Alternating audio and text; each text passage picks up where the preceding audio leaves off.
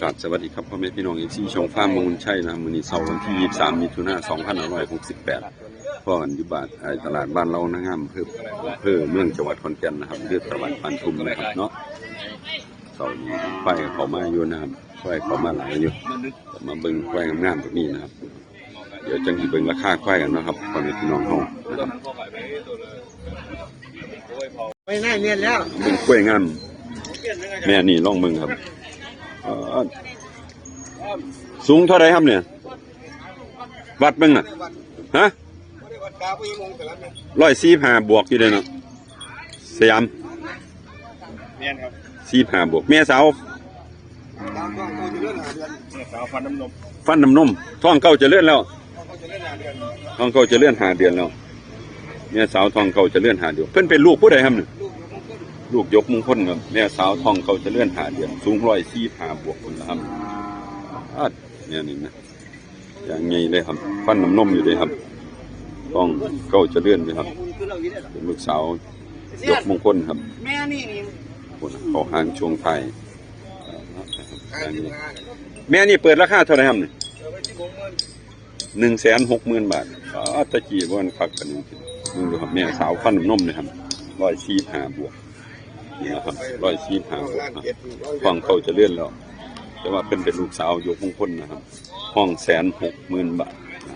160,000 บาทนี่ดีครับแม่เพิ่นน่ะแม่เพิ่นสูงเท่าไหร่142ท้องว่างนี่ลูกสาวติดเป็นลูกสร้างอุดรลูกสาวติดเป็นลูกสร้างอุดร5 เดือนพี่แม่ลูกสาวสร้างอุดร5 เดือนแม่สูง143เนี่ยลูกสาวใหญ่เป็นอันนี้ลูกสาวน้อยอันนี้แม่เป็นแม่ลูกห้องเท่าไหร่ครับ50,000แม่ลูกห้อง50,000นะครับแม่ลูกห้อง50,000นะครับอันนี้160,000นะครับ160,000แม่ลูกแม่ใน50,000สนใจฝากเบอร์โทรนะครับ093 524 5119ผู้ใดสนใจโทรสอบถามเบิ่งกล้วยแม่นี่กันเราไปเฮ็ดน้อยเฮ็ดแนวครับให้แต่ลูกแม่นะครับกล้วยแม่นี้แม่ลูกนี่50,000เท่าใดกว่า55,000อันนี้160,000นะครับสนใจก็โทรสอบถามตามเบอร์โทรนะครับเด้อเอาสุขๆมันๆเด้อครับพอพันลูกสร้างอุดรดีครับนี่คือลูกเก่าลูกชายเก่าจะเลื่อนครับ140เท่าไหร่พี่วัดเบิ่งไป140 147 48ฟันน้ำนมอยู่เด้เนาะฟันน้ำนม147 48ยางสูงเลยครับสูงเงาเขาดีเงาอาดเลยครับกล้วยมันด้วยครับเงาอาดเลยเขาหางช่วงท้ายดีฟันน้ำนมอยู่นะก็มีป่านอยู่นี่ฟันน้ำนมจักบาทพี่ตัวปูนี่พี่37,000 บาท37,000 บาทโอ้ยยังสนุกมั่วดูดเข้ามาเนี่ยอันตราย37,000 บาทนะครับ37,000 บาทพนักงานตาล้อลูกชายเก่าจะเลื่อนฟันน้ำนมนะครับ37,000 บาทแม่นี่เด้ของพี่ติดแม่นี่จักบาทพี่13,500นะแม่นี่13,500นะครับตัวผู้37,000แม่นี่13,500เอาขอเบอร์โทรเจ้าของเพิ่นเอาฝากเบอร์โทรนะพี่086 229 7711เอาผู้ใดครับผู้ใดสนใจโทรสอบถามเบิ่งนะครับไปทางไหนล่ะพ่อแม่ลูกของเจ้าสิโอ้ยี่ใส่ล่ะครับผมครับโอ้ให้ดีๆเพราะว่ามันเหลือตัวเดียวสิเมียบ้านเหลือแต่ผู้น้อยนี่งั้นครับเอาแม่ลูกของผู้ใดของเจ้าถิ่นขาวยันพันเจ้าของกล้วยพ่อกล้วยถือไรเจ้าของกล้วยพ่อแม่ลูกของเจ้าถิ่นนี่แม่ลูกแม่ครับแม่ลูกตัวเมียผู้ใดโอ้เจ้าของเพิ่นไปทั้งใดบ่เห็นนะครับแล้วกล้วยถือกับว่าอยู่น้ำกล้วยครับเราให้ยักบาทล่ะ5,000พนะเอามาคือกินกันหูล่ะใช่ครับกล้วยผูนี่นะครับ ผมผู้ใดรู้นะครับเด้แม่ร้อนขายแล้วแม่นั่นเด้ ลูกมันครับ ตัวผู้จักบาทครับ ได้19นะครับฮะ ลูกน้อยได้มือครับ ที่ตัวร้อนได้ขายแล้วที่ครับ ขายแล้วครับ ขายแล้วขายเวียดนามแล้วครับ เวียดนามเอาไปหมดแล้ว คนไทยบ่ทันแล้ว อันนี้ขายแล้วที่ครับนี่โอ้ขายหมดแล้วตัวนั้นคนไทยบ่ทันเวียดแล้วนะครับตลาดมื้อนี้ซื้อขายกันดีครับซื้อขายกันดีได้บ่ได้หยังมากหรอกครับหากเรากล้วยเตี๋ยลงเราบ่ลงเอาลงมาไหมพี่ แล้วมันเดี๋ยวเราขาพุ่งมัน พี่ ขาพุ่งมันจุงถึงซอยมันเปิดอย่างเงี้ย กล้วยเตี๋ยถามเบิ่งกล้วยเตี๋ยมเราอยู่นะครับ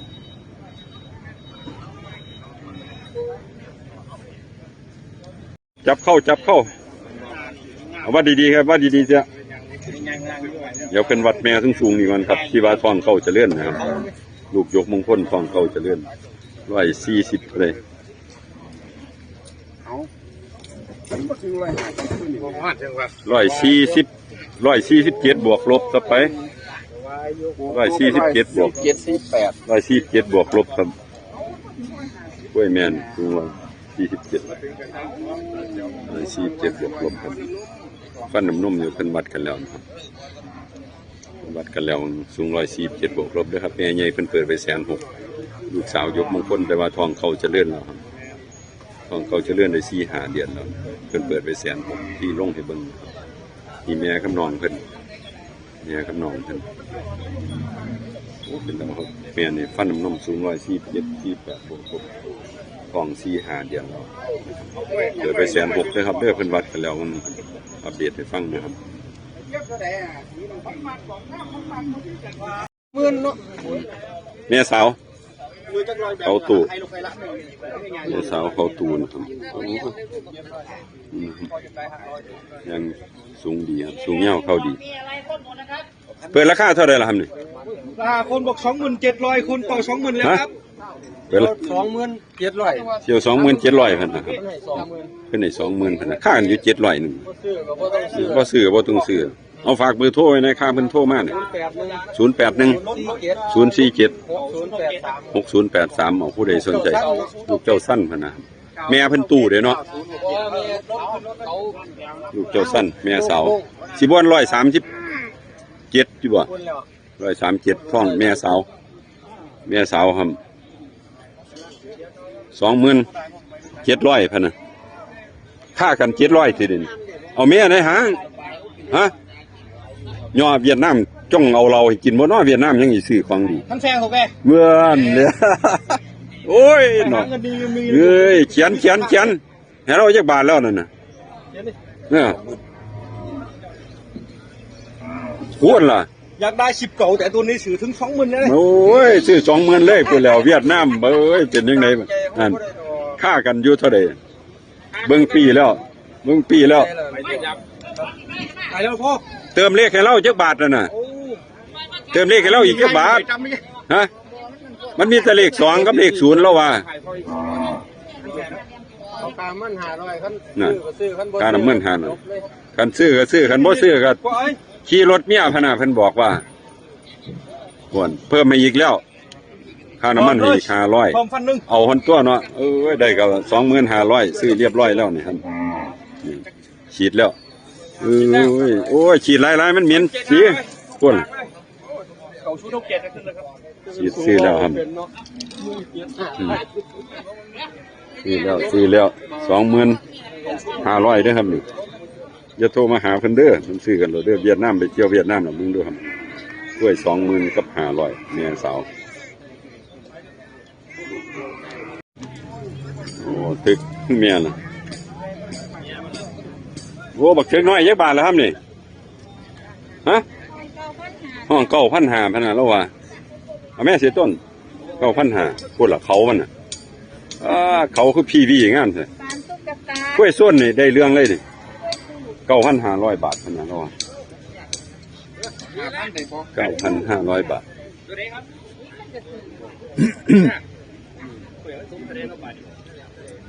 พันหา ก็วังเก้าบาทดีกว่ายังไง เขาเอาดึงลงไปหามองปลูกนะครับ9,500พนันเอาน้องห้องไว้ เลี้ยง โอ้สวัสดีครับขอบคุณหลายๆครับเลี้ยงพะนะเลี้ยงทุกมื้อเด้อแม่กำนันเลยบรรยากาศตลาดบ้านเราหน้างานนะครับอำเภอเมืองจังหวัดขอนแก่น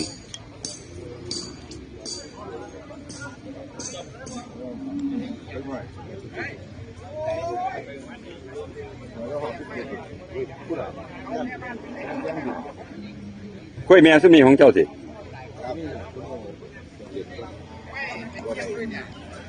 กล้วยแม่